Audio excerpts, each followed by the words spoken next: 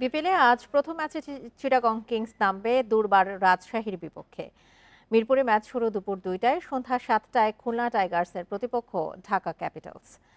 ঘটনাবহুল প্রথম ম্যাচে চিটাগং কিংসকে হারায় খুলনা টাইগার্স। আসরে সর্বোচ্চ 203 রান করে 37 রানে ম্যাচ জেতে মিরাজরা। দেশি বিদেশির সমন্বয়ে ভারসাম্যপূর্ণ দল খুলনা।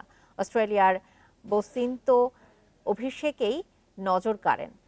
নাইম, অঙ্কন, আফিফের মতো পরীক্ষিত পারফর্মার আছে খুলনার। নওয়াজ, নাসুম, মিরাজকে নিয়ে স্পিন আক্রমণ বেশ কার্যকর। টানা 2 ম্যাচ হারা ঢাকার বিপক্ষে ফেভারিট হিসেবেই নামবে খুলনা। অন্যদিকে প্রথম জয়ের খোঁজে চিটাগং কিংস। বোলিং নিয়ে বেশি চিন্তা দলটির। ব্যাটিংয়ে দেশিরাই ভরসা। গত ম্যাচে ঝোড়ো ইনিংস শামীম পাটোয়ারিকে রেখেছে স্পটলাইটে।